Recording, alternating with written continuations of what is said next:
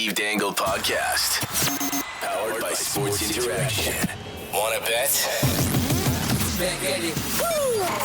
Steve the Steve Dangle Podcast with your hosts Steve Dangle, Adam Wylde, and Jesse Blake. Let's go!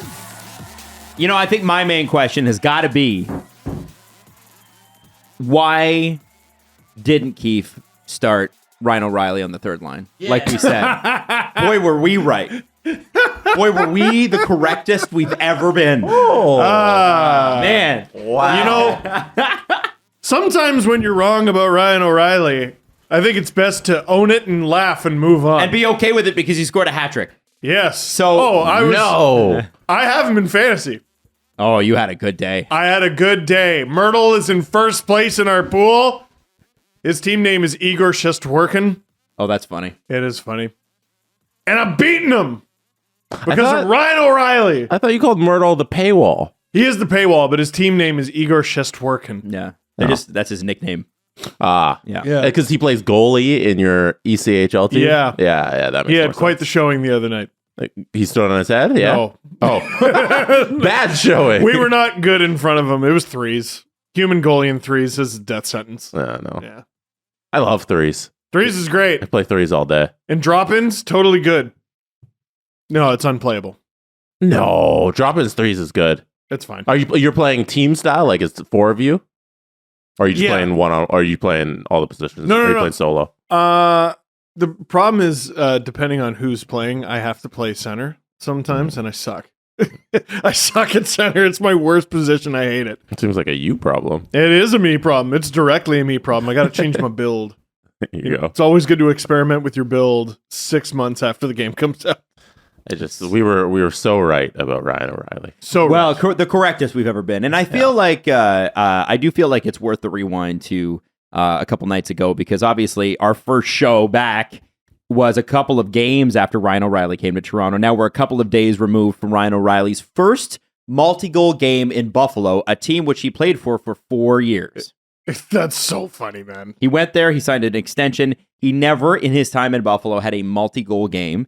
And famously on the way out, Talked about losing his love of hockey. and that accused the team. And I don't know if you want to call it accusation, but he said, we were okay with losing. We got okay with losing, and I wasn't okay with it. I don't remember all the specifics, but I believe it. No, that's what he said. Oh, well then. That's 100% what he said. I have the statement. Well then, damn. And so it's funny because there's that very famous picture. Well, not very famous picture, but it's making the rounds on Twitter of Ryan O'Reilly scoring and the Buffalo fan flipping him off from the first row. I mean, hey, you paid for the seat. Yeah, you can do what you want, I guess. Former Sabre scores a hat trick in your building. Yeah, flip him off. It's something that normally happens to the Leafs. Oh, all the time. That is not a thing that the Leafs do to other teams. It's a team thing that happens to the Leafs. Leafs trade guy goes on a tear against the Leafs. It's funny though. It was a very you could tell it was a Leafs crowd because of how loud and raucous they were when they were up 5-0, and then they get scored on during the middle of the wave, and then all of a sudden it's a game at Scotiabank Arena again where it's just nervous energy. Right. Well, there was a bit of Buffalo did make it interesting. Yeah, I think because I saw there was a Connor McKenna tweet, and I like Connor a lot. He does a lot of good radio stuff in Montreal. He was talking about how quiet it is in Scotiabank Arena, and I think some fans from outside of this market mistake the quiet energy here for boredom. Oh no, it's not boredom. It's just we're just a bit of a quieter city that way. No, it's nervous energy. You think that's what it is? Oh, it's 100%. Just because we've been tortured for years? Yeah, because everyone is laser focused. Like, dude, I'm not loud. I used to be one of those fans like, the building's so dead and you got to be louder. And then I pay attention to myself at games, and no, I'm like laser focused. And I'm big React guy. Whoa. Oh, I'm big React guy. Whoa. Yeah. But like I can't chant. I'm paying attention to the game. And I'm really definitely sick, terrified. Really sick of media people, and it's only media people that do this. Especially us. I'm just sick of media people yelling, or saying, if you yell at them to shoot, they'll definitely shoot. Fuck off. I'm going to the game. I'm yelling shoot, man. Also, because I get a different perspective than the player does. and the player has a better perspective than I do. But from my shitty perspective in the stands, No, he's let him I'm cook. saying shoot. What has this turned into? Well, no, I get sick of that. I've heard. We I've grew heard up watching Thomas Caberlet. We're right. Yeah, I've heard several people say that on TV, and I've seen them tweet it. I'm like, guys, knock it the fuck off. Yeah. What's wrong with being a fan? Yeah. And also, you know who's allowed to make fun of that? Andrew Ferentz, because he's the only one who's ever done it in a funny way. What did he do? He did like a PSA where he was on an outdoor rink. He's like, hey guys, you know, sometimes I have the puck and I just don't know what to do with it. And then you yell, shoot. And I'm like, that's a good idea.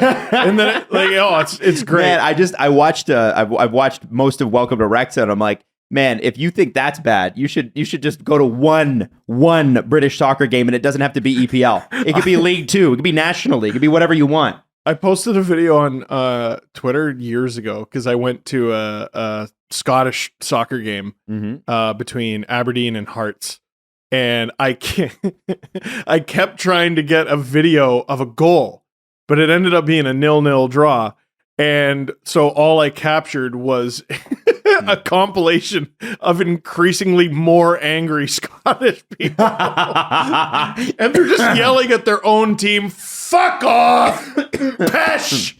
And like, I just can't imagine like every time Morgan Riley gets the puck or something like that. Oh, fuck off!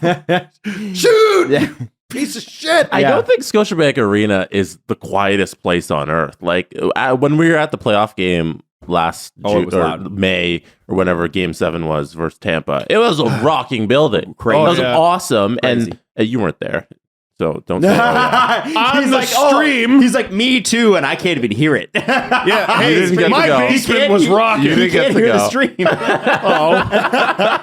You know what's good though is going. because of the streams I'm never gonna get to. Yep, it was awesome being there. Yeah. And it was a great atmosphere. I think the crowd shows up for games like that, and I think it's a long-standing trope that the Scotiabank Arena is very quiet at all times, and the suits are in the thing. But that is occasionally. But I think that's gone away recently, where fans are yelling more and they're more raucous. And flat out, the suits are the ones that pay for the outrageously large scouting and analytics departments that the Leafs have.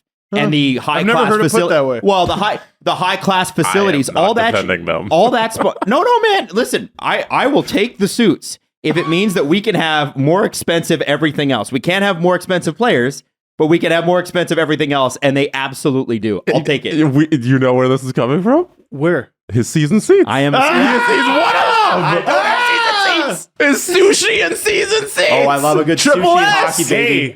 Adam Rich But Wild. don't say, okay, hey, Scotiabank Arena, be louder, but don't say shoot. Okay? Be a fan the way, don't do the wave either. Be a fan the way I think you should be a fan. Be a fan exactly How I would do it. to the letter how I say you should do Bart, it. you're Bart, a fan. Be a shut fan. up. Adam, do you get like a vote on like how fans get to react now that you you know, are as the season I holder. actually get a one-on-one with Shani every year. Oh wow, And he that's tells cool. me how brilliant my takes are and how Wow. you guys all take me for granted. Wow. I especially like the take where you said, perhaps at the end of the season I should be fired. That is something we said. Well, look, I think it all depends on the results. And I think that Shani and Dubas and all those guys know that. I think that they wouldn't need us to tell them. Now, I think they know. So with the Buffalo game, the Leafs came out and just were ready. And God. and you made a really good point in your video, Steve, about Buffalo's goalie and his win-loss record. You're like, wow, that's great. And then his I almost said ERA. His save percentage is wow. Well, heading into the game, he was 14, I think it was 14-7-2 with an 898. So now I reckon he'd be 14-8-2 with Jesse's about to look it up, and I'm willing to bet it's lower. If Buffalo gets average goaltending next 894. year, 894. Ugh. I don't even know who's a UFA goalie yet, but if there's a Ville Husso next year, Buffalo is not just in the playoffs. They are pushing for top 3. It's hard for them. Listen, it's very difficult for them to lure free agents there. Trade for Karel Vejmelka, damn it. Trade! It doesn't need to be now. And this is a very, I think Arizona is easily going to be the most annoying team this trade deadline because all their biggest pieces, they don't have to move right now at all. right? They don't have to trade because they have Vejmelka. all the draft picks you could ever want. Well, they have all the draft picks, and also these guys are under contract, right? So they don't have to trade. Somebody's got to Vejmelka. play for them. Yeah, and Vejmelka, I believe, was tended to by a trainer yesterday. I don't know if he came out of the game. And Chikrin, same deal. God, they're going to be annoying. Jesse, if I don't have my glasses on, but if that's who I think it is, I'm going to kick your butt.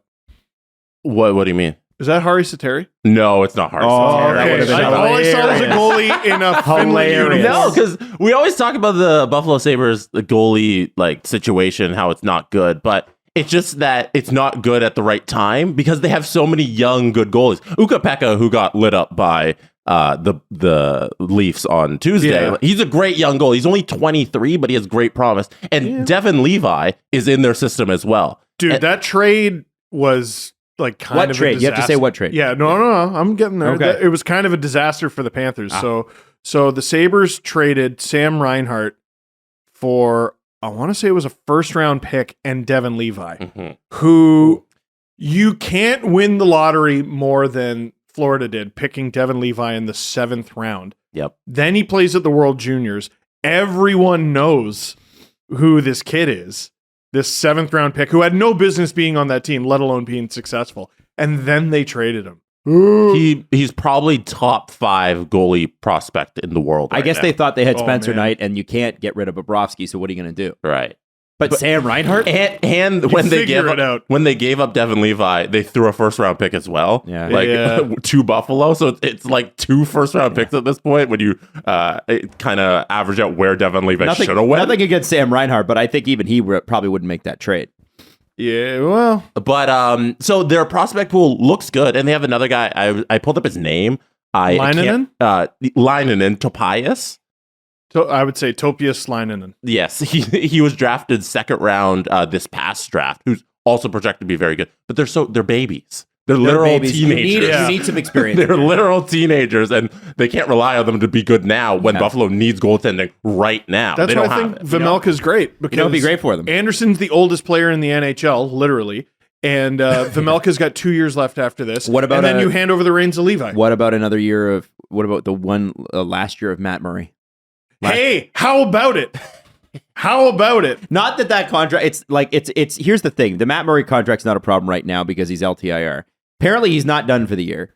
But if you go through next season with him playing another just 20 games, that it does present an issue. I mean, I know they've got Wool, and I feel like next year you want to keep Samsonov, you want to have Wool, and you want to have the Matt Murray contract off the books. Oh, Adam, you're going to look so stupid when he wins the Conn Smythe. Man, if he does, I want to look stupid, man. Yeah. Make me look Yeah. stupid. That's the whole thing about that when is we the have kind of these stupid I wanna look. conversations and we're like, oh, the Leafs are going to lose in the first round. We're not hoping that happens. Yeah, We're just saying it might, and it probably will. But like, we want to be wrong about that. When Bunting controls his temper and then scores 2 goals, it's like, oh, gotcha. It's Dang like, it. I'm like, no, Bet you feel hooray. bad about that, stupid. When they lose, I'm like, or when they win, I'm like, ooh, good, ooh, I need the views. Ooh. I said in my last LFR video, like, I know if they lose, I get more views, but I want them to win because I'm a fan, and my channel has just been a 16-year cry for help. Yes. Like, I need them to win. You wish you were right about them being bad. No, when I talk about them being bad, I'm talking about how they could be good. I think you need to stop worrying about what anybody who says that. Yeah. I think is you saying. need to stop being so cute. You know, I'm telling you, man, I don't think you need to worry about that because I bet I don't worry 99.9% of your viewers on LFR feel some can relate to some of or most of what you're saying. And anybody else who's saying that, you're just doing it for views. Fucking cry about it, babies. Honestly, like what? Who the fuck? Yeah, honestly, there's absolutely no proof that you, Steve, are anti-Leafs. So what are we talking about? I did Leave talk them shit alone. about Nylander. Ignore them. Ignore them. And so, so back to the Buffalo game though.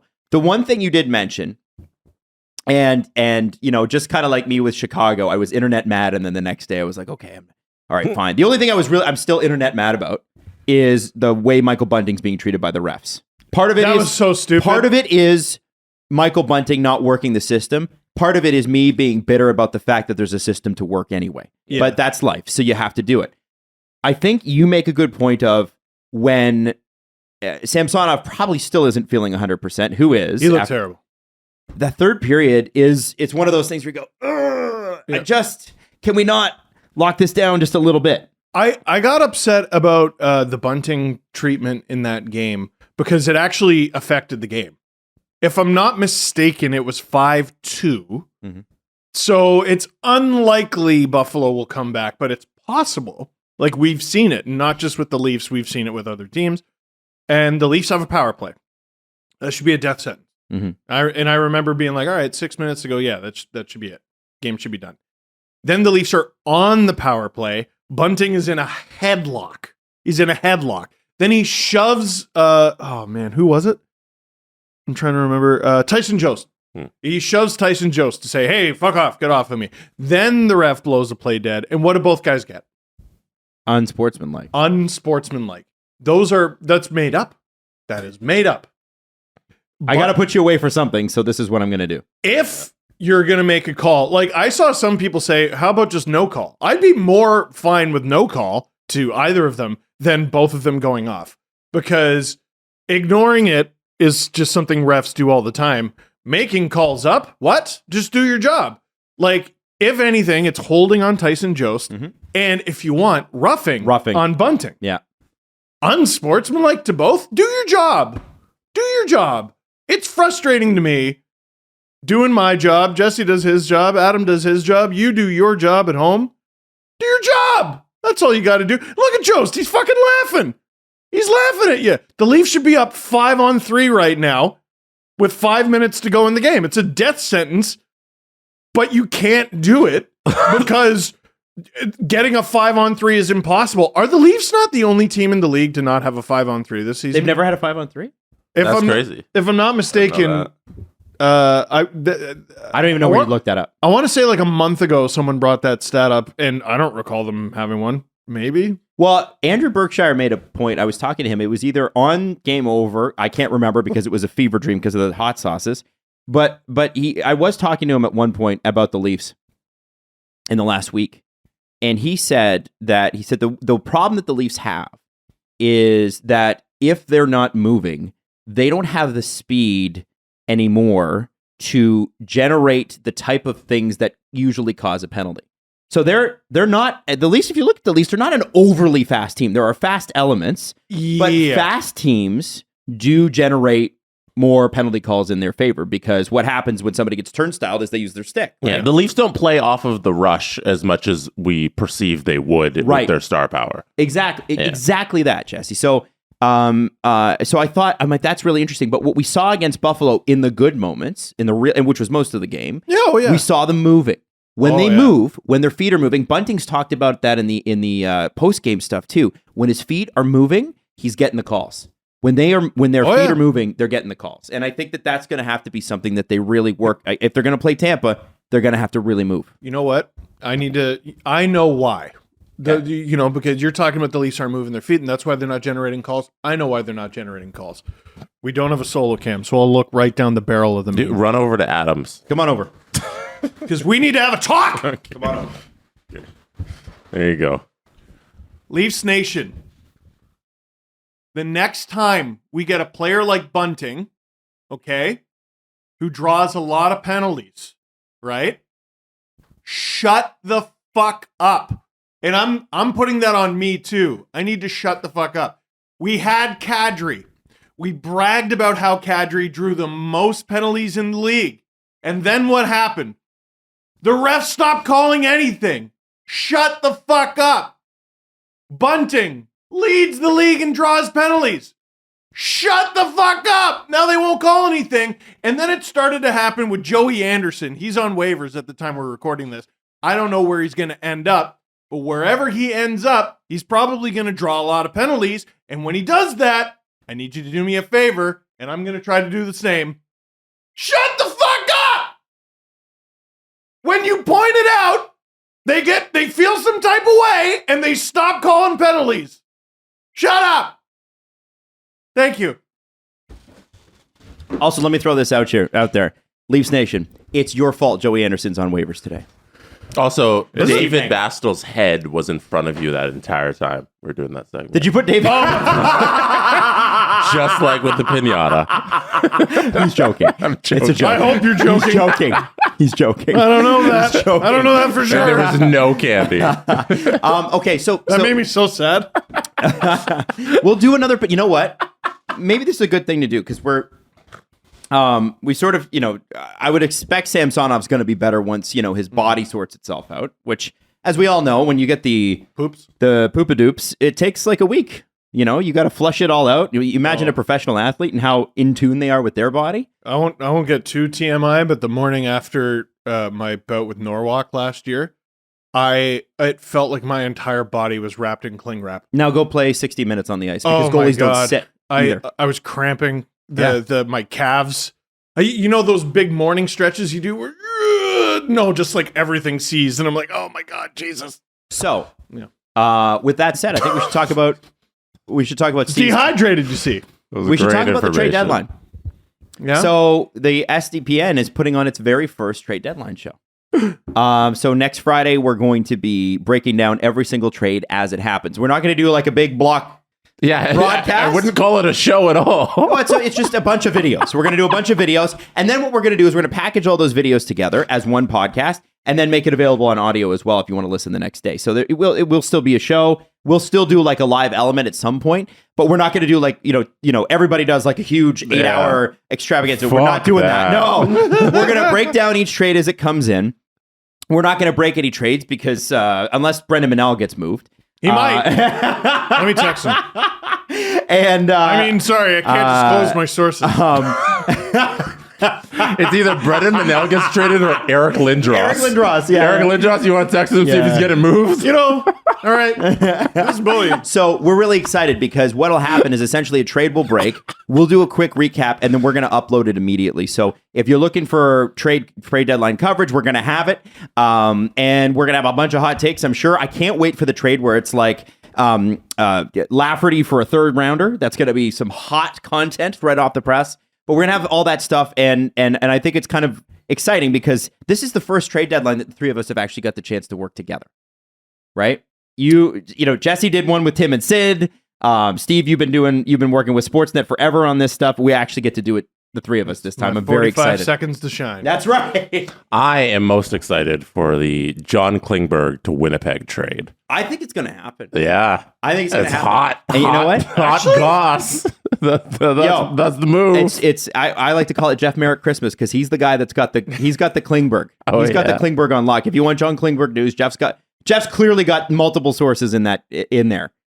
And I think it's going to happen. That trade could work, but like you got Josh Morrissey. I guess he's. You know what sucks is other defensemen.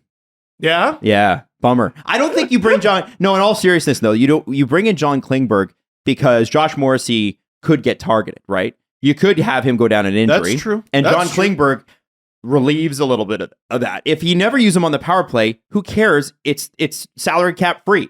Right? The playoffs are not where a salary cap exists. You care about John Klingberg because he moves the puck. He can help you with zone exits. And if Morrissey goes down or needs a day or is injured or needs less ice time or whatever, then you got John Klingberg. You know what? You sold me. I don't know. That just seems like an easy one. And he seems like the forgotten man in terms of defenseman. He's not 7x7 like he would have been a couple summers ago, but he's still a really good hockey player on a dog shit, depressing team. Dude, the Ducks are appalling. They're terrible. Yeah, no, and Troy Terry's been out for like 2 weeks now, and I don't know when he's coming back, like on the timeline, and they've been worse.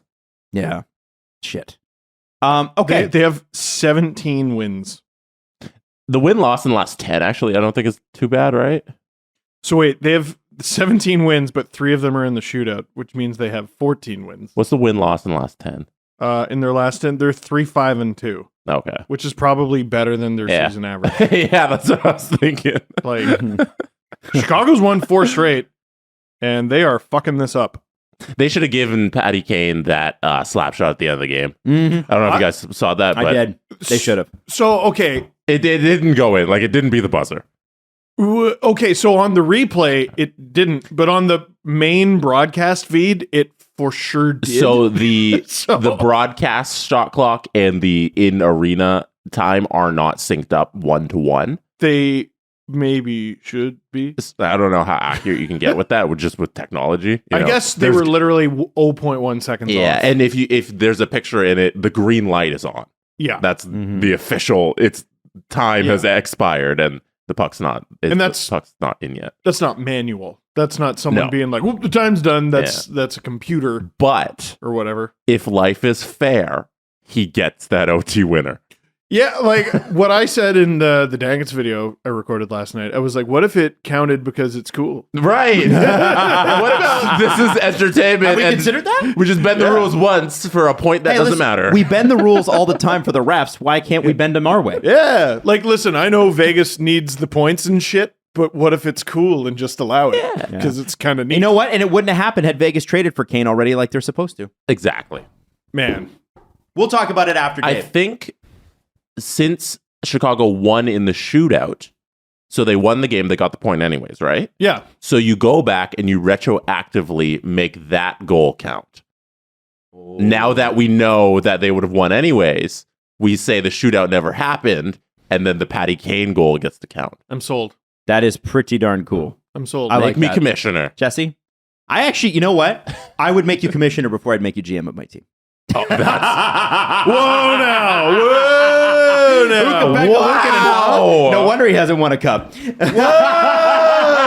wait. When Ville Husso stonewalls the Boston Bruins in the first round of the playoffs, and he takes them the second round all by himself. Question before we get into Dave, and we're getting into Dave in just a second. I wanna know: is it possible to do a multiple GM mode in NHL? No. What do you mean? Because that would be sick. Connected GM. Wouldn't it be fun if you could, all three of you could GM a league? Oh, They don't have. I'm pretty sure they don't have online GM. Wouldn't that be sick? In don't NHL? think Do they? so. And you could be like tier 1 GM. What? Right? Online franchise. Because in Formula 1, they actually, for Formula 2, they hired a guy who was a video game streamer because he was so good at driving because of the testers are so good. Yeah. Like the what do they call them? The simulations are so good Right. that that a team hired him and put him in the cockpit. Did it work? I think they're working. I think it's going to be for this season. That's ridiculous. It's pretty cool, right? And I mean, that's what sim work is. A lot of what drivers do. Now, there's G-forces and all that stuff associated. But imagine an NHL team found like a potential assistant GM based on how good they did at NHL 23. Unthinkable. Red Dead. Yeah. Send me back to 1899. So And I'll eat nothing but beans. EA has not. There's no connected franchise mode in NHL 23, but there is in Madden and MLB The Show. Listen, So if we want to do that, I don't know if they like us that much. But NHL, if you're listening, I just want to do connected GM with my boys. I think that would be fun. I just want to help. Just simply want to help. Let's get into Dave. You can bet that with David Bastel. Brought to you by Sports Interaction. Get in the action and make a play. 19 plus. Please play responsibly. Trade deadline coming up, and of course, you can always make bets on Sports Interaction's website or on their app, which you can download on the QR code right here in the corner. And this one's great. I love this because there are two teams that are really in on Luke Schenn. Ooh. Both of them are former teams. Dave, there is a bet on where Luke Schenn ends up. What do we got? Yeah, you know what? Earlier today, Adam, we added about 4 or 5 new players to that list under NHL props, and Luke Schenn is today's topic, of course. Former Maple Leaf, first-round draft pick, as you guys know, back in 2008. And yeah, they're in the hunt. The Leafs and the Lightning apparently in the hunt for a depth defenseman. And I don't know about you guys, but that's kind of the definition of a Luke Schenn right now. I don't know if you want him in the lineup every single night, but as a depth defenseman, not a bad flyer. You know what you have in Luke Schenn. I think He wasn't a bad flyer. Hey. Oh, hey, I see what you did there. Ooh, he also, played in Tampa and I believe won a cup there. And Yep, I think he sure did. So the thing with Luke Schenn is you said this, I think. Was it you that said this? I heard somebody say this. Is and I it thought clever? Yes. It is really clever because it's not about the Leafs not being bullied. It's about them bullying other teams a little bit. Yeah, right? softening them up, like making it so that come game 5, game 6, game 7, they're at least a little sore. You want to be, you want to suck to play again. You have to tenderize the meat. That's right, and age it. Yeah. So we got. Okay, let me ask you guys this then. Okay. So you would be comfortable with Luke Schenn in your top 6? Yes. Yeah, I would. Bottom 2. Bottom 2. I think you described it perfectly. Bottom 2, probably not every night. Okay. Yeah. Mm-hmm. And it depends too, like, are you home or away? Did you win the last game? All that sort of stuff. But I watched Luke Schenn at the Borja Salmon game where Borja actually came out the last time he was at the arena, and it was against Vancouver. And you know the Canucks sucked. There's no question, and the Leafs dominated them. But Luke Schenn was out there every shift throwing hits, and it's just. And maybe he's not a perfect like defenseman, but it sucks to play against a guy like that. You just hate that. So as long as you're not overpaying for a guy like that, and he's like, you know, you get him on 50% retained, so he's making $350,000 against the cap. Who cares? Also, I have him on my fantasy team, and he's been sitting out for trade-related reasons, and I need him back in my lineup. So this trade needs to happen pronto. So here's the funny thing, Dave, because you love this. Tampa Bay is the best odds right now at 4. Leafs at 4.24. Who's third, guys? The Canucks. No. Jets. Stays there. No. Jets. Not Jets, although you would expect Dave. Tell him, Dave. No. The Boston Bruins. Yeah, that makes sense. Apparently, he's going to one division only. Oh, yeah. I'm not sure which one. Florida, Buffalo, Ottawa. The next one I love because the odds are goofy. Tell us about this Ryan O'Reilly prop. Yeah, fresh off his hat trick against the Buffalo Sabres. Will he do it again? 100-1 odds O'Reilly hat trick against the Minnesota Wild. Now, I watch a lot of Minnesota Wild games, and I'm not saying they've packed in their season because they still have a chance, but this is not the same Minnesota Wild team we've seen kind of building the last couple of years where I thought there'd be a lot of potential here. Does he score a hat trick or more against Minnesota? 100-1 odds. And it's against it. You know, he did it to the Sabres, his former team. The Minnesota Wild, also his former team.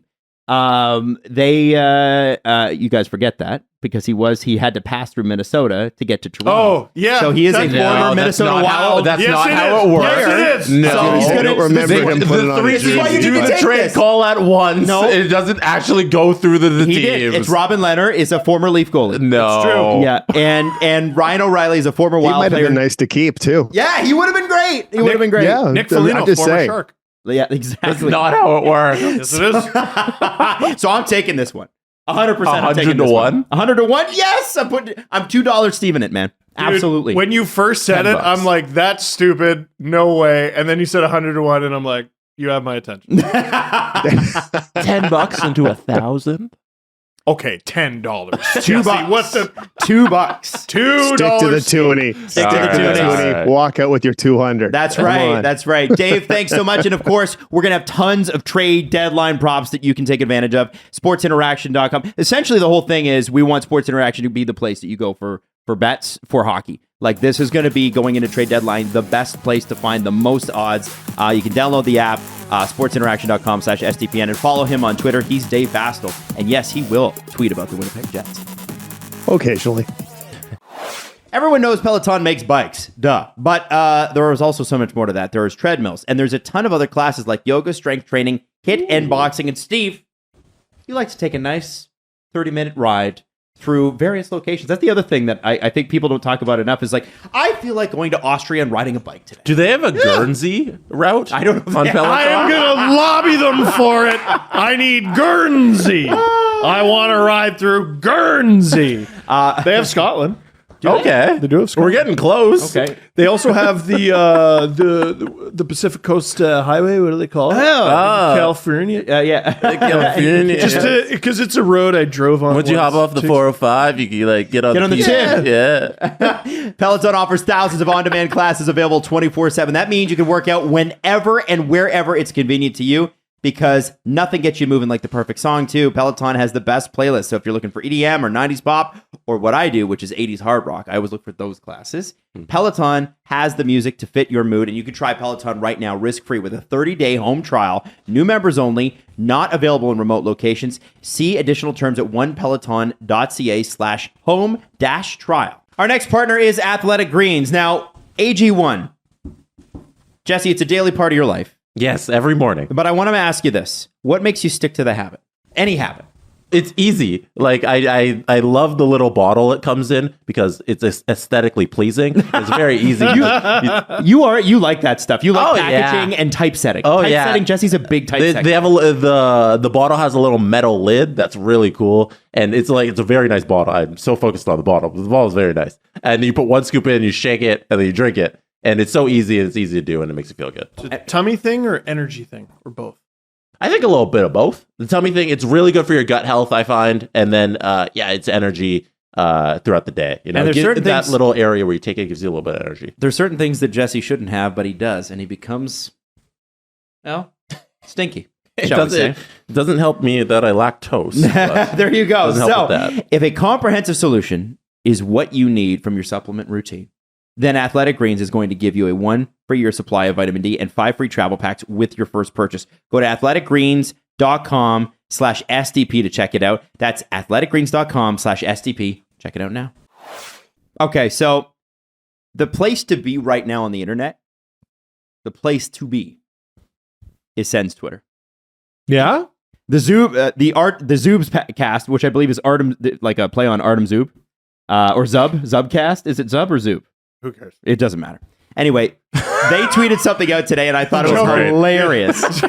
They were talking about how Arizona traded for Shea Weber's deal yesterday, and Dyson Mayo, which are two things you pick up at the grocery store, was also part of that deal. But one of the big ones, right? Exactly, right, where they would sell. It's Costco.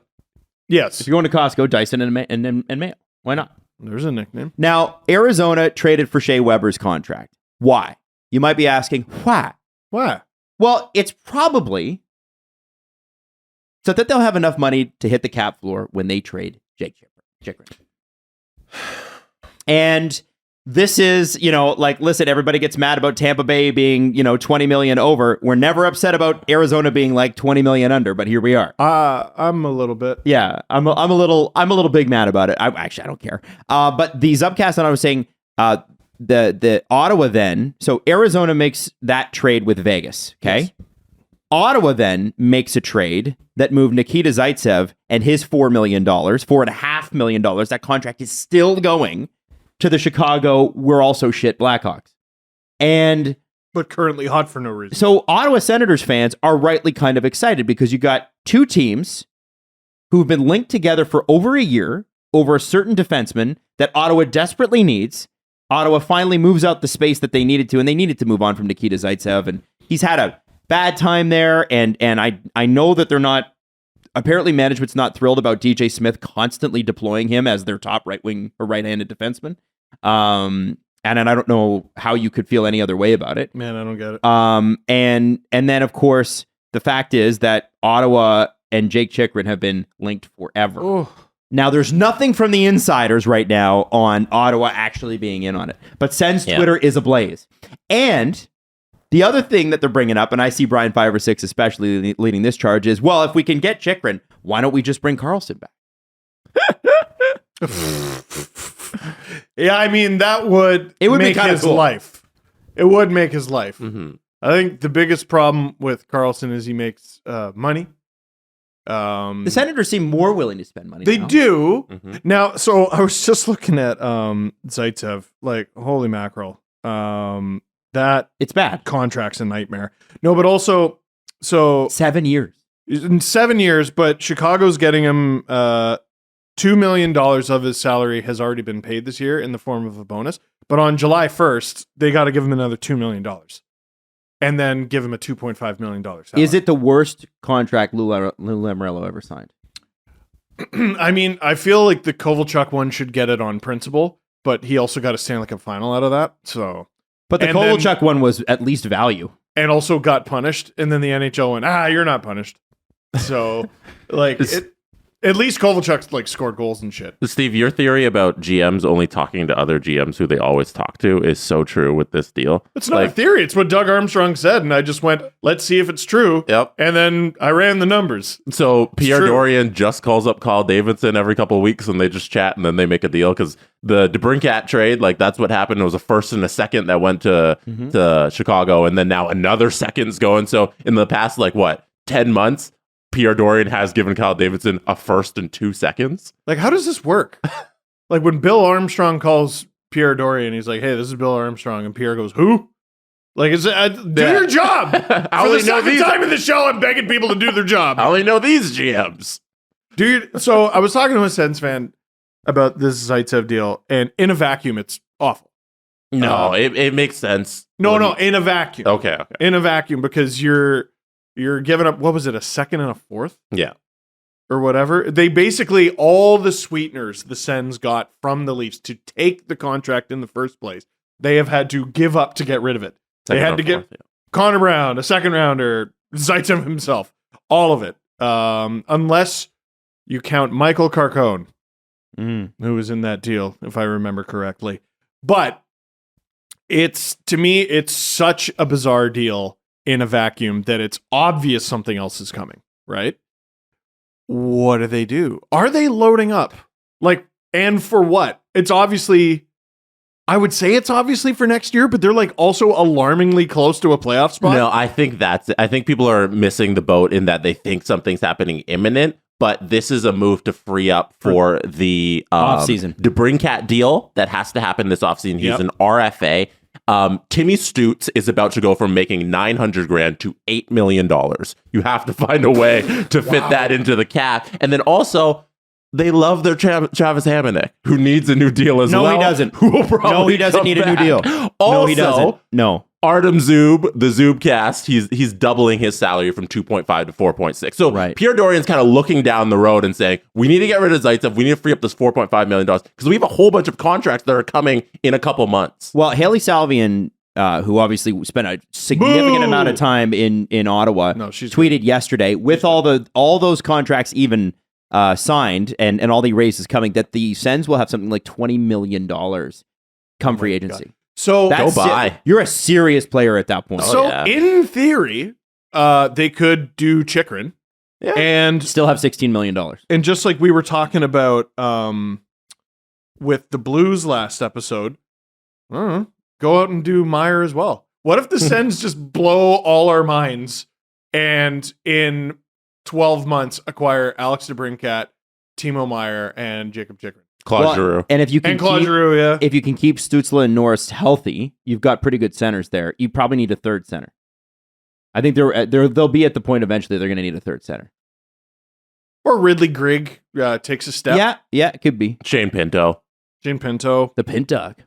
Well, the problem is when it comes to these players, you gotta give something to get something, right? So if you're acquiring one or both of those players, I mean, you do your damnedest to make it just picks. The problem with picks as the rebuilding team is you're really committing to being shit for a while. Also, Jesse's brought up the Sens page. How do they do that? In terms of their picks? Yeah. So this team, odds are they don't make the playoffs. They have their first. That's the most important thing. They don't have a second. They don't have a third. And then next year they have a first, 2 seconds. That's good, but no third. I don't know. What are you up to, Ottawa? I can't get a read on you. And they also have the Dubas special of 3 7th-round picks this year. He loves a 7th-round pick. Loves it. Can't get enough of it. Lottery ticket. It's fun. I bet a 7th-round pick is just a fun draft pick. No one expects you to win, but if you do, you'll look like a freaking genius. It's a no-lose pick. Freaking genius. I'm curious about Ottawa. Obviously, Josh Norris going down early sucks. You don't have the depth with Formanton gone. You've got, not that he's the entire depth, but you know what I'm saying, right? There's some pieces that they could have signed that they didn't. For reasons unknown. The Anton Forsberg injury. That was real tough. The Cam Talbot trade where you traded the better goalie for the worst goalie, which I did say last year. Thought it was a shit trade then. Still do. Thank you. I don't know why, like, because his numbers weren't wonderful, but every time I watch Philip Gustafsson, I'm like, this is a talented goalie. And he's doing pretty good Wow, in Minnesota. that's crazy. A goalie on a shit team at shit numbers. That's wild. Anyway. Well, it is wild, you see, because Minnesota. It's Minnesota. Home of Ryan O'Reilly. Yes, former Minnesota wild great Ryan O'Reilly. That's not how That it works. is how it works. That's not how it works. That's The three GMs do the trade call at the same time. Which means he has to pass through Minnesota. His contract passes through the Wild system. It happens concurrently, Where and does no the one contract passes through anything. They both happen simultaneously. Oh, don't worry, he's right here. Here, it's Gary to tell you you're wrong. As a general manager in the National Hockey League, I understand that there are misconceptions about how these trades work. But it is not that one trade happens and then the next trade happens. No, we're all together on the phone, the NHL trade office. They happen simultaneously. And nobody but the contract still has to pass through the team that's it doesn't retaining. pass through. It has to. No, it goes directly to. No, because it has to go through one door to go to the next door. A team has to have the contract on its books to retain on it. Yeah, they take that directly from that. That's not how that works. Yes, because the trades happen simultaneously. Even if it's a high five, he's still a member of the Wild organization for a split second. No. Tell me I'm wrong. I am directly telling you that is comment section, back me up on this one. You guys are always really good to me. Yeah, but you can say that. You can say that, but it doesn't make it true. It is true. Jesse, it's true. Whoa. You know what? We're going to have a capologist on one of these days so they can explain how this fucking thing works. And I want to ask them that question. Should we get... That's how the trade calls work. They'd ever let teams. Lawrence Gilman do an interview and just be like, Lawrence, tell us about the cap. Fucking no. Okay. Also, you're looking for Brandon Pridham. Oh. And also fucking no. Also, we're not talking about the cap. We're talking about our trade call work. Part of the cap. Adam, we have an NHL GM right here. But it's retained against the cap, Jesse. Yeah, but you're focusing on the retaining number. I'm telling you how our trade call works. Why didn't you ask Steve Yzerman about this? I should have. On Agent Provocateur with the actual Steve Yzerman, even though everybody thought it was Bill Clinton when I tweeted it out. I texted Jesse, I'm like, Jesse, okay, Jesse, I want to have this. Okay, so there's this really famous clip of Bill Clinton saying, congratulations to the Detroit Red Wings, 1997 Stanley Cup champions, blah, blah, blah. And he looks at, he's like, a general manager, Ken Holland, and the Ilitch family, and Captain Steve Yzerman. And I thought that was a clip that everybody knew. So I tweeted it out. And then freaking everybody's like, so you got Bill Clinton on Agent Provocateur? I'm like, you wise ass. And then Jesse retweets it and goes, it's true. Bill Clinton will be on Agent Provocateur. I'll play your stupid Bill Clinton It's a good clip. I don't know if it is. Good clip. Here it is. Great clip. To the team captain, Steve Yzerman, and all the Red Wings. And then there's such an awkward pause. And there is people in the audience that laugh, like outwardly. So you tweeted that and said, this guy's coming on the show. And everyone went, what? Yeah, and then it was weird. We were featured on Tucker Carlson last night. It's crazy. No, I'm kidding. It's wild. It's a great interview though. Steve Yzerman was just like other general managers can be silent, can be difficult to ask questions of, and he came on and he was awesome. Did he give you any one-word answers? No, but he's known for that. Like Armstrong in St. Louis, known for that. And we had him on and he chatted. And I think it's because we weren't asking about like the trade deadline or like, who are you going to trade, Stevie? Like, I'm not going to sit there and ask him that. And Allan is for sure not going to sit there and ask him that. It's because that's not what that show is. It's not that you've had 3 GMs on. It's like you and Allan are on a mission to get only the most guarded GMs on. Like Ron Hextall, Doug Armstrong, Steve Yzerman. Get Lou next. Oh man, you want to talk about? Get him. You want to talk about a guest that I would Just do backflips for. It's easy. It's easy to get Lou. Yeah, just get him. It's easy. It's not easy to get Lou. And only ask him about like the Zaitsev contract and like the Kovalchuk contract. How did you get out of being punished after you were punished? How did you retroactively get off the hook? We're not going to get that. So people are like, sometimes when we do that, it's like, how come we don't ask these GMs about trades all the time? And actually, Stevie does talk about trades, does talk about negotiation. Allan asked him about his opinion on analytics too. And I think he gives a really interesting answer on the analytics thing, because he's not one of those like analytics deniers people, but he does talk about the, well, he's not. Analytics truther, yeah. Is that a subsection? Well, I mean, it sort of is, but for some people. But it's in 2023, it's gone the full loop to funny. He does talk about like the value of it and the advancements in it. And what we're figuring out is because, back in the day, it was like Corsi and Fenwick were the thing. And now teams don't pay attention to Corsi and Fenwick anymore. They got more advanced, more probably drilled down stats that they're looking at. Did you try to catch him off guard with anything? No. So, Steve, you got any plans for the week? Are you trading Bertuzzi? Where's the Larkin deal? He did mention Dylan Larkin. He does mention the, Jonathan Drouin in Tampa. And I also really like that there was a celebrity in there. And this is my tease. There's a celebrity in there that he loves, that he was at the same event as and was too afraid to introduce himself. And I thought Steve Yzerman is too afraid to do anything. Like not a guy that you would expect to be filled with fear. But can we play the analytics clip? Yeah, sure, play it. All right. Here's Stevie Y on Asian Provocateur. Sorry, Jesse, who is this? Steve Yzerman. What's your general philosophy and overview on analytics right now? I'm reading a book right now called The MVP Machine. You might have read it. It's based on analytics in baseball and the way they play, the way their teams were constructed, and it's really, really interesting. When I first got to Tampa, again, they had a small analytics department and really interesting guys, and that was all new to me, and I kind of picked their brain on it, and it was just really at the infant stages of it. A lot has changed in the last 10 to 12 years. I still think hockey is in the infant stages of analytics. I think we're all still trying to figure out what's really important, what has value, what doesn't have value. And it takes time to look back. There's some statistics that have names that have been created based on shots on goal and things like that.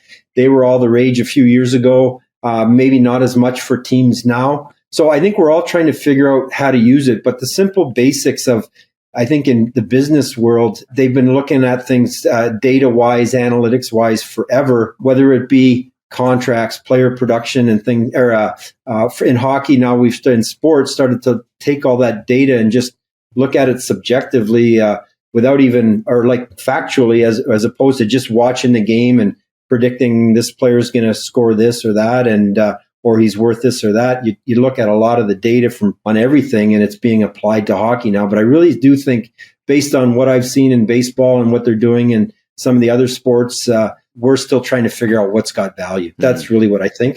But I do think it's important to, we look with our eyes and our experience and all that. You look at it from an analytic perspective, it forces you to reevaluate. What does the data tell us?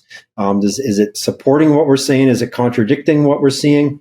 And if so, why? But hockey the NHL is getting in. We got the puck tracking and player tracking on the ice. Maybe some teams are way ahead. It's still trying to figure out what it's telling us. Now, based on how the rebuild is going, I would imagine that they're doing pretty darn well. But it's pretty cool. I sat down, and somebody actually in the comment section's like, Adam, did you ever think you'd interview Stevie Yzerman in your track pants? And I said, yeah. How did you know? I was just like, you're wearing your Rachel's Raiders jersey. Yeah. How did they know you were wearing track pants? Well, because I'm always wearing track pants. It's my house. But I did want to say, basement is -5 Celsius. Lululemon's bare feet. It's because cold is funny, guys. That's the thing. Cold is funny. No, every comedy club you'll walk into, it's cold. It's also a little colder than it should be. No. Yeah, man. Cold is funny. Like you see Jesse and I like freaking in our parka. That's why they're always wearing sweaters here. Yeah. Middle of summer, I got a hoodie on. Yeah, because we got it. Cold is funny. Long story short, I thought it was just pretty cool to just sit there, and I sat down and I thought, man, and this is just a weird moment, but I'm like, how lucky am I to sit here? And most of it, Allan and him have a relationship, so I'm like, I'm just gonna jump in with a couple questions here and there.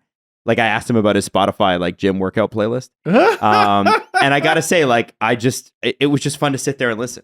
It took me back to my childhood because when the Red Wings dynasty was kicking off, of the 90s. That's when the Leafs were kind of ass. Oh, And also, that was right around the time Chris Draper visited the classroom. That's right. So there was like a few years where I was like as much a Red Wings fan as a Leafs fan. everybody was a sort of Red Wings fan in Southern Ontario at that point. Everyone. Yeah. I had a little Osgood figurine doll that I used to play with. Yeah, a little goalie. And I used to take off his mask and be like, oh, his mask fell off and he's still saving pucks. I love that. You were that kid. Yeah. What a save for us. Yeah. No, I don't know how it happened. I guess because they were so dominant. But yeah, everybody in Southern Ontario was a Red Wings fan for a little. I had because they were winning. I had the VHS of their first Stanley Cup run with, it was like Konstantinov was interviewed in it before the car accident. It's a great story. Right? It is, and it like I remember one thing about like Stevie Yzerman, I guess. After one of their games against Colorado in the Western Conference Final, Chris Draper says, like, listen, Stevie came in, he wasn't happy with us. He didn't yell, he didn't scream. He just he said he gave us a bit of a talk, which you would expect was a pretty serious talk, given what you know about Steve Yzerman and the fact that he was an intense guy. And they went out there and won the game in the third period. It's just, I don't know. You could feel, and Jesse, you recorded the whole thing. With Stevie, you could feel like, this guy fucking knows this game. Inside of it.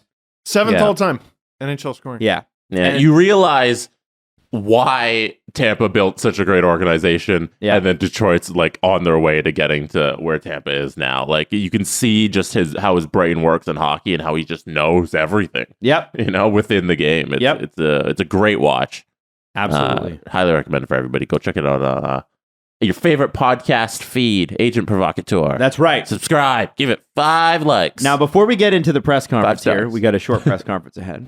I want to talk about somebody named Nathan Werner, who Instagram DM'd me. Okay. Hey, Adam. I just listened to the end of the Monday pod where you guys were talking about Toronto's history.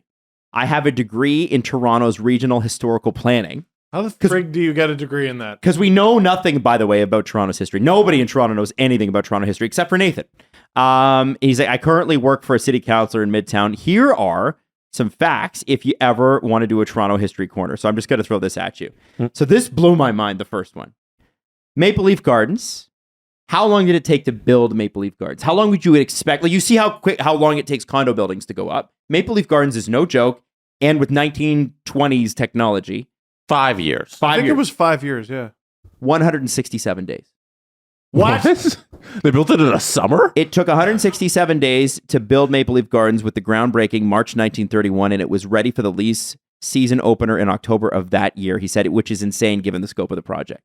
What the fuck? Yeah, but also it was in the 1920s, so it was probably like an army of like 13-year-olds getting paid 3 cents for sure a day. Absolutely. Yeah.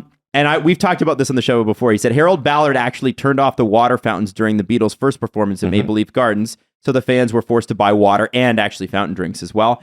Ballard also put in a very, very fine print that the Beatles had to play a second show, despite the Beatles having a show booked the next day in the Montreal Forum. So they did play back-to-back on the same day.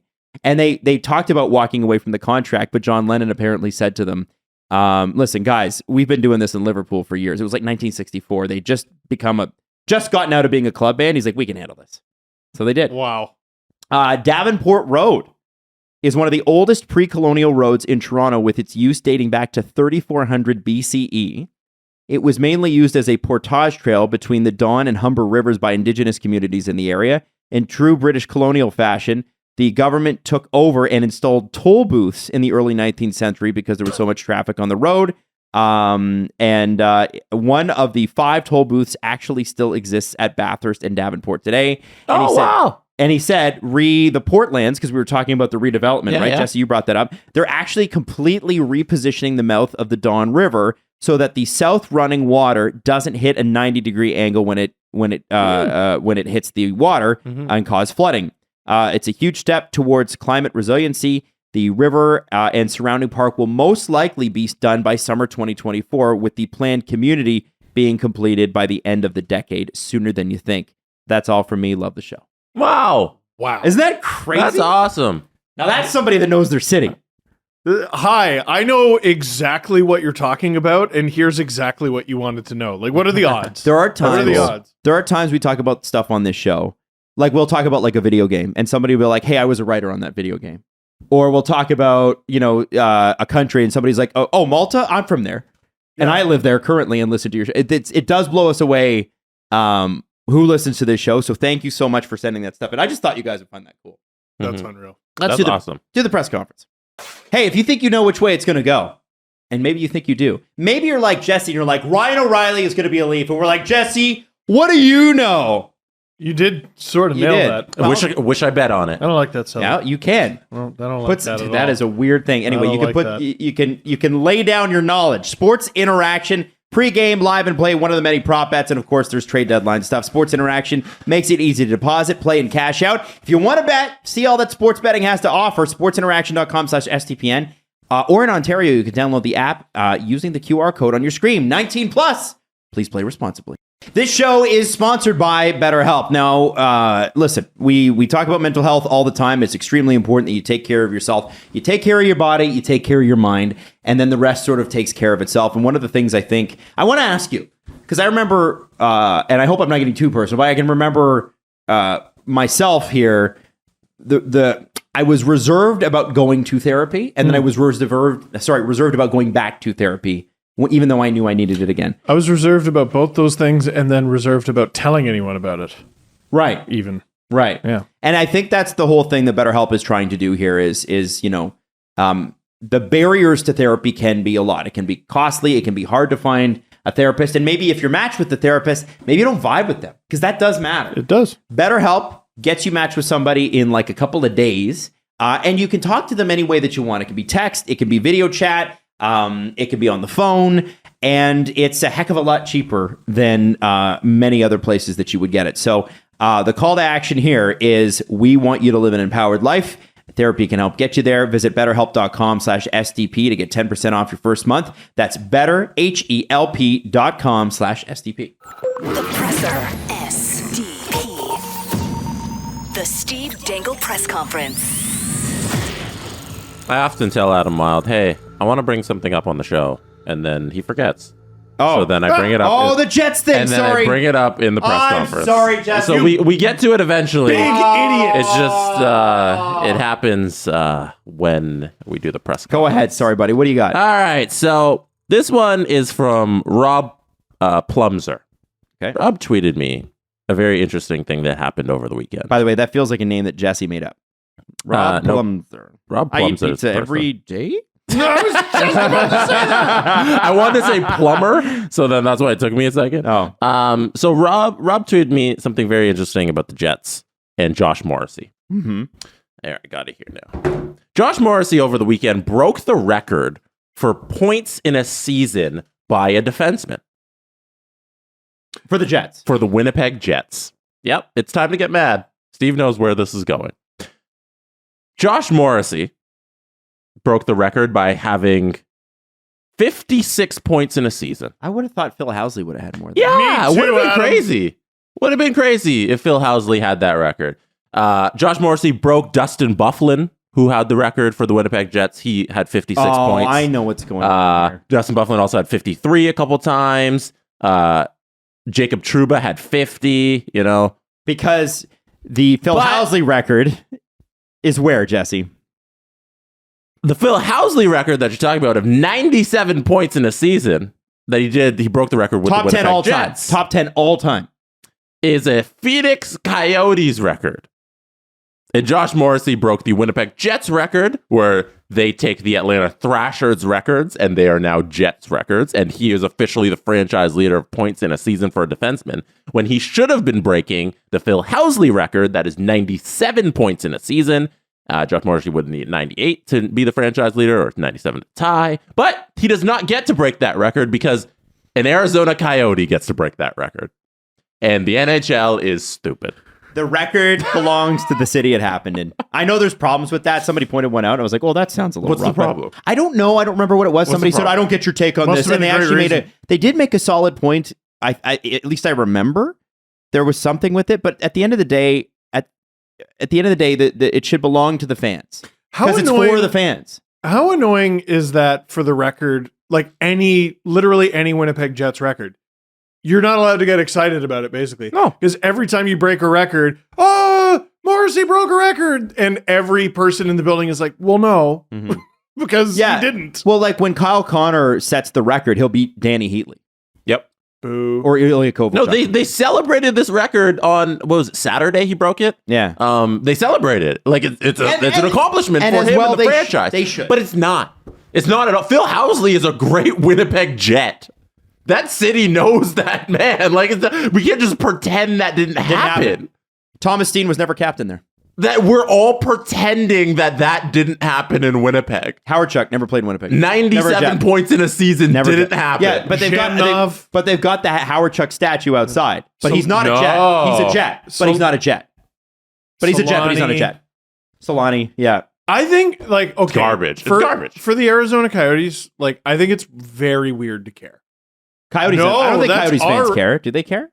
I think some of them. Yeah, why? Well, some of them why? obviously do because they reached out to you and said, "Well, no," because I think that was just a general take. It wasn't Coyotes fans. I don't want to put that on them. That's not fair. Okay, fair enough. I don't know. Yeah, Whatever. why would a Coyotes fan right now care about Phil Housley having this record? I don't think they care. Give it back to the city. Well, and it's sort of one of those things where again, what do we do this for? Who are we doing this for? The fans. Yeah. So who does it belong to? The fans. It's like it's the something that I learned in school. If you can believe I learned anything. The reality of like somebody was an author was talking about a book, and they say as soon as I release this book, it doesn't belong to me anymore. It belongs to those who read it.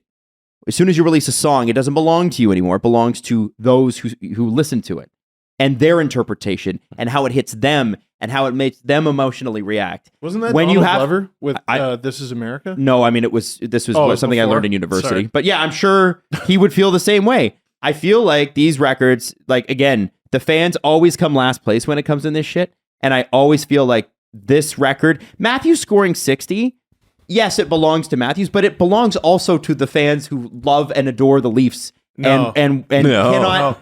You know what I mean? There's some like 103-year-old Toronto Arenas fan who's like, excuse me, that belongs to me.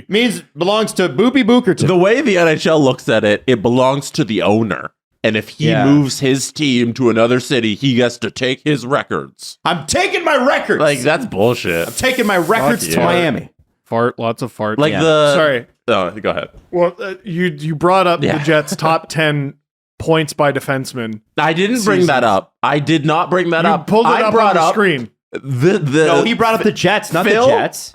Phil tweeted me the top 10 points getters of the Phoenix Coyotes, according to the official record book of the NHL, and they are all Winnipeg Jets. Guys, except for one. Guys, It's on the list. Yeah, like I'm saying, he's talking about the Jets, not the Jets. Right. You need to understand that he's talking. When you're talking about the Jets, make sure you're talking about the Jets and not the Jets. I can't. From Winnipeg. I can't get past this one thing that for some reason is sticking out on the screen. What is it? Phil Housley, first place, 97 points, minus 14. Phil Housley, second place, 86 points, minus 5. Phil Housley, third place, 78 points. 76 points, minus 13. Dave Babbage, fourth place, 74 points, minus 8.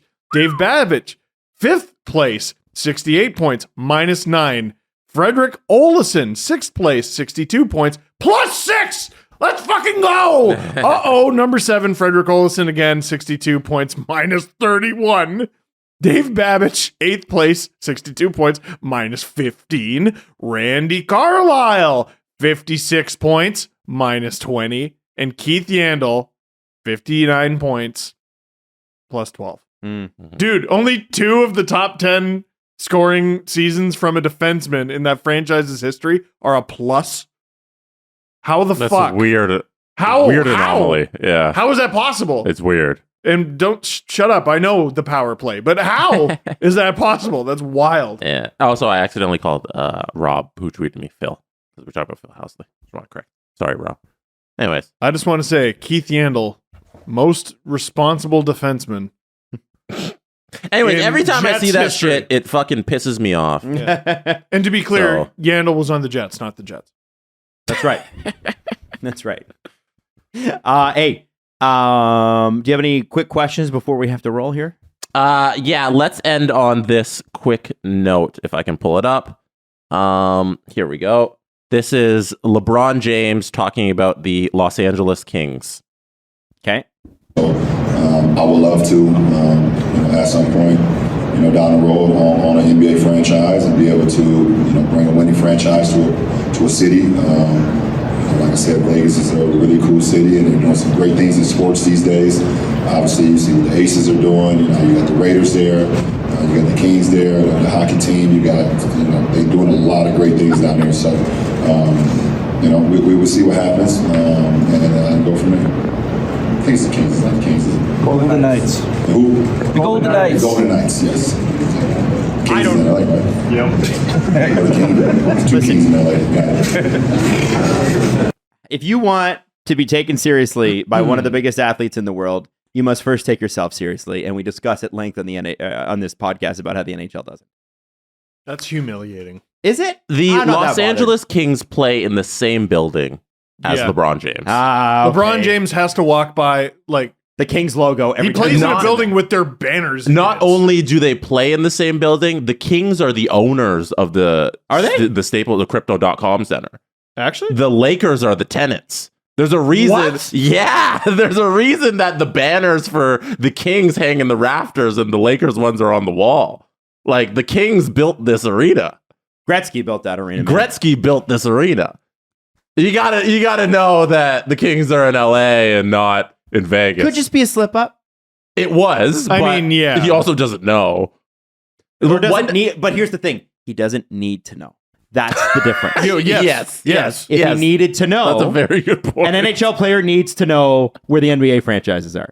LeBron does not need to know where whose hockey is where, and that's a bummer because it's such a great game. Yeah. One day LeBron is going to own an NBA franchise in Vegas. They're expanding, and he wants to be part of it. I bet within a year or two, unless Bronny makes it, and then he's going to stick around. Not that quick. I don't think he's going to retire that quickly. He needs to retire to own a team. You can't be a player owner. But like, it's going to happen whenever they do expansion to 32, and Seattle will get a team back or whatever. But like, it's a little funny that he's trying to shout out the city of Vegas and get like those people in the city to join him so they'll support his bid for a franchise, and he can't learn the hockey team's name. Doesn't need to. Doesn't need. Not that he can't, is that he doesn't need to. Because this won't affect anything. Nope. They'll be like, whatever, it's LeBron, let's get him on board. Yeah. And with that, we will wrap, but we will be back tomorrow! Hooray! So, listen, we are counting down to trade deadline here. CJ Show doing extra episodes, putting in the work, baby. And by the way, they have had some juicy tidbits. Oh, there's been a trade. The Steve Dangle Podcast. Powered by Sports Interaction, Canada's Sportsbook. Follow the guys on Twitter at Steve_Dangle, at Adam WYLDE, and at Jesse Blake. Connection complete.